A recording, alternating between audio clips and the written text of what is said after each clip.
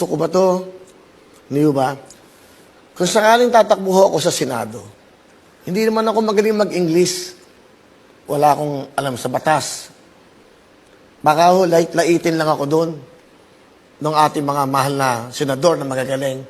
Hindi man lait-laitin, siguro baka wala naman ako maiaambag na batas. Hindi ba? Baka dumating yung time na sayang din ang iboto nyo sa akin na wala akong nagagawa. Wala rin akong maiaambag na knowledge about the law dahil hindi ho ako abogado. Sa napapanood ko ho ngayon, parang nalulungkot ako. Dahil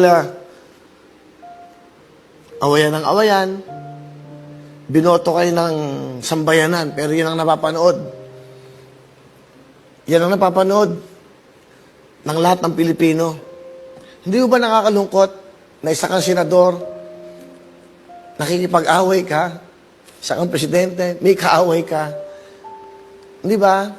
Pero bago kayo manumpa, maglilingkod kami sa bayan. Maglilingkod kami sa bawat Pilipino. Ako, isa sa mga taxpayer na mataas ang binabayad kong tax sa ngayon.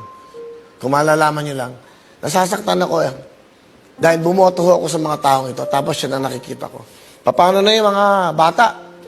Paano na ang kinabukasan natin? Kung yan ang nakikita natin lagi, pagalingan, pataasan ng ere, samantalang ang daming hirap na hirap natin mga kababayan. Ang daming kawawa, ang daming walang makain, ang daming may sakit, ang daming namamatay. Natatakot kayong lumabas? Bakit? Dahil ayaw nyo magkasakit? Samantalang yung mga taong nasa labas, kailangan lang nun makabili ng bigas at ulam para makakain ang kanilang pamilya. Tapos na makikita pa namin sa telebisyon, sa news, puro away nyo. Nakakalungkot po. Isa ho yan sa mga dahilan pa. Papasukin ko ba to? Pupunta ba ako sa ganitong klaseng, di ba, institusyon? Sa estudyong ito, wala akong inaapi. Walang hinahanapan ng corruption.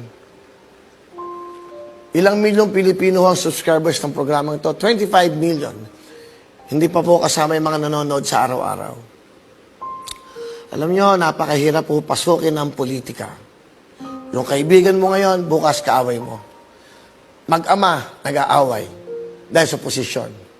Mag-asawa, naglalaban dahil sa posisyon. Sayang mo ang buhay. Sayang yung sinasabi nating pagmamahalan. Sayang yung sinasabi nating paglilingkod sa kapwa. Dapat, kung maglilingkod tayo, tanggalin niyo yung galit sa puso niyo. Hatred, wala na tayong ginawa kundi magsiraan. Hanapin yung dumi ng kapwa niyo. Lahat naman ho tayo nagkakasala. Ako, kayo, tayong lahat. Pero ganun pa man, siyempre, nagsisisi tayo, di ba? Alam niyo, ang hirap Gumawa ka ng mabuti, parang isang bond paper. Puti. Malalagyan ng isang tintang itim yan. Ano mapapansin ninyo? Yung puti? Hindi. Yung tinta. Yung dumi. Yan ang nangyayari sa ating bansa ngayon. Walang unity. Tatakbo kayo para makagante sa dating nanumuno. Tatakbo tayo para hindi makapasok yung isang mamumuno. Ganun ba? Ganun ba ang pagserbisyo sa bansa natin? Yan ba ang iniisip ng bawat politiko? Hindi ako nagmamagaling. Opinion ko ito dahil sa araw-araw na nasa noon time show ako at araw-araw na may nakakadidinig ang boses ko, pambili ng gamot, pamatrikula, hindi pa pangkain namin. Dapat yun ang pinag-uusapan nyo sa Senado. Anong bibigay na batas sa mga taong naghihirap?